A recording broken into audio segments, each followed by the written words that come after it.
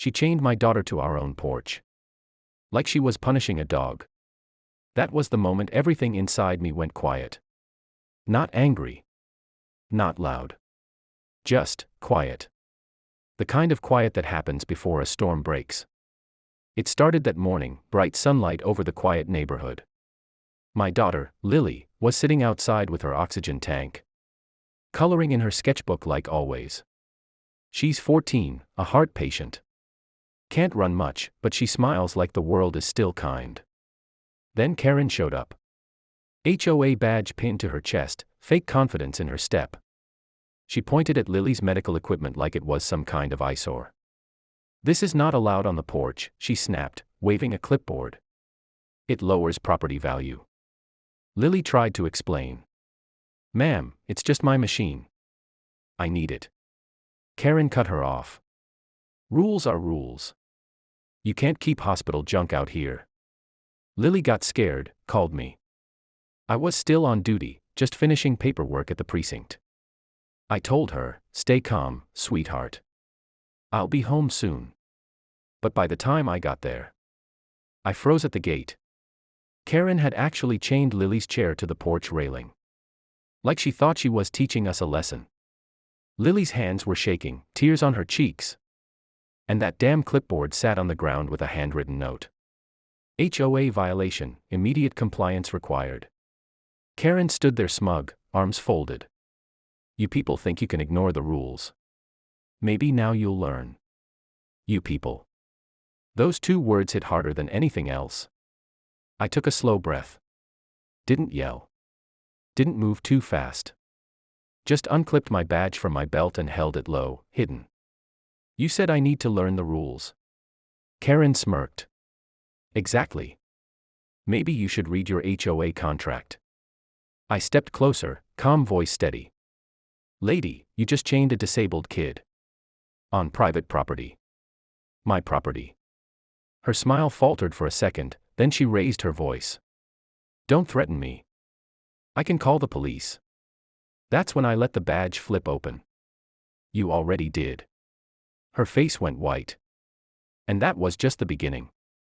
Karen's mouth opened, but no sound came out. Her eyes darted between the badge in my hand and Lily, who was still clutching her sketchbook like it was her only shield. The air went thick, no birds, no cars, just tension. I didn't know."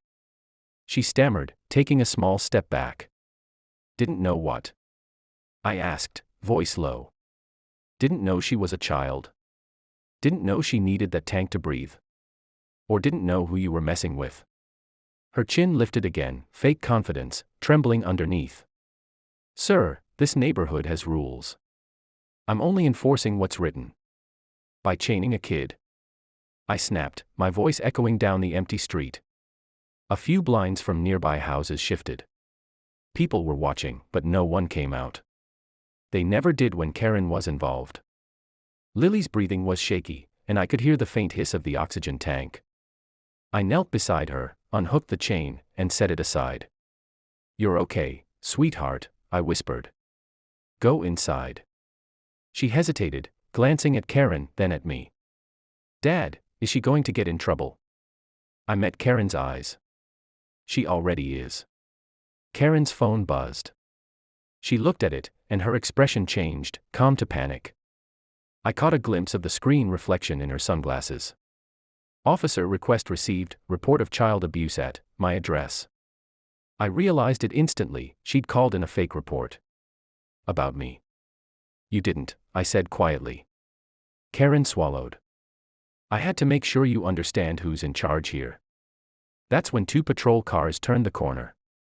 Sirens off. Lights flashing.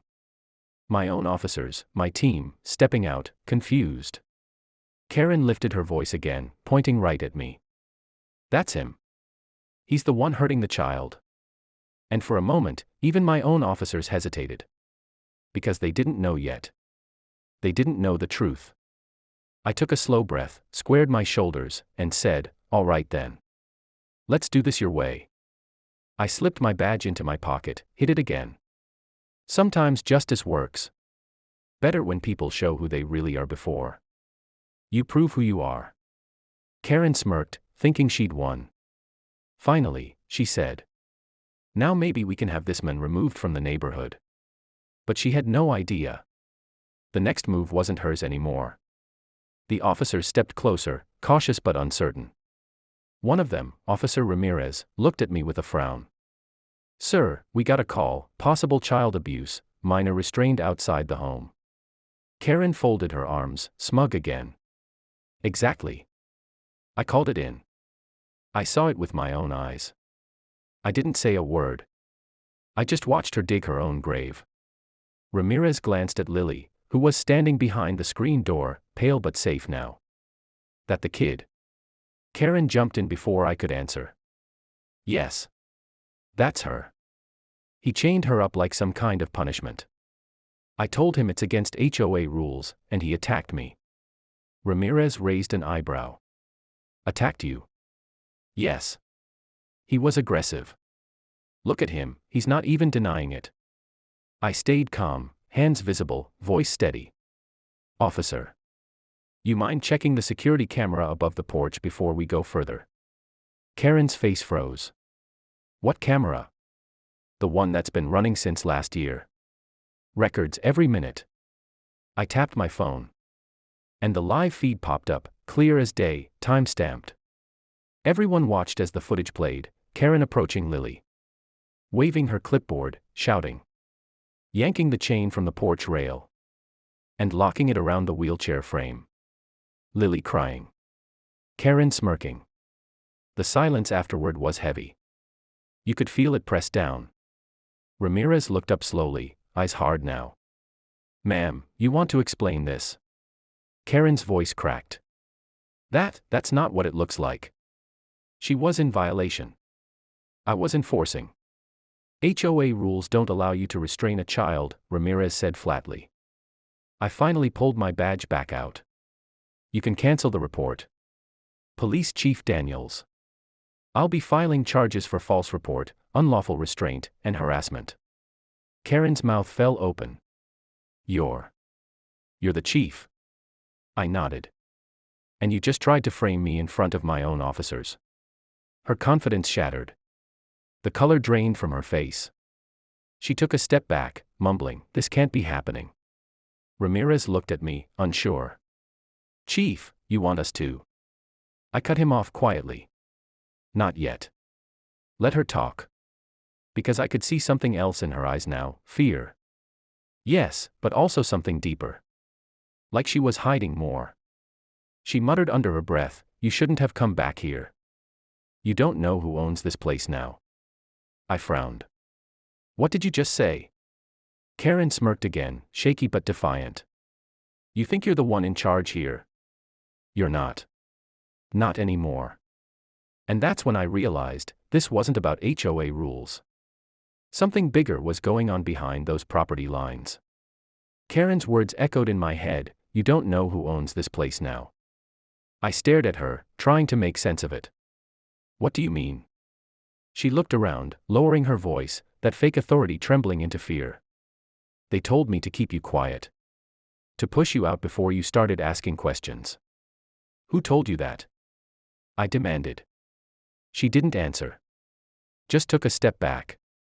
Eyes darting toward the black SUV that had suddenly pulled up at the end of the street. Tinted windows. No plates. Ramirez caught my glance.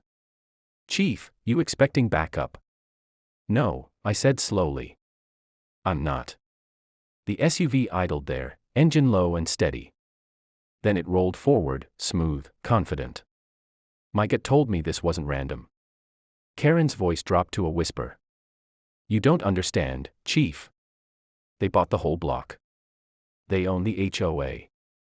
Before I could reply, the SUV window rolled down just enough to reveal a man's face. Sharp suit, stone expression. "That's enough, Miss Holloway," he said, voice calm but cold. Karen froze. I was just. Leave." She turned, almost ran toward her house. For the first time, she didn't look powerful, she looked terrified. I took a slow step toward the SUV. "You've got about 5 seconds. To tell me who you are." Before this turns official. The men smiled faintly. Official. Chief, everything that happens here is official. This land's been transferred. HOA's under new ownership. You should check your county records. Then he drove off, leaving a trail of dust and 100 questions behind.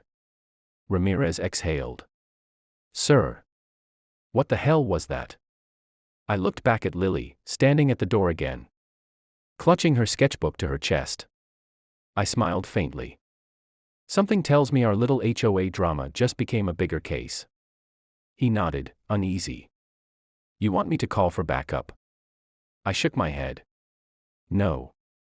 I'll handle it. For now, make sure Karen doesn't leave town. As I watched the SUV disappear into the distance, my phone buzzed, a message from an unknown number. Stop digging, Chief. You won't like what's buried under your own house. I stared at the screen for a long moment.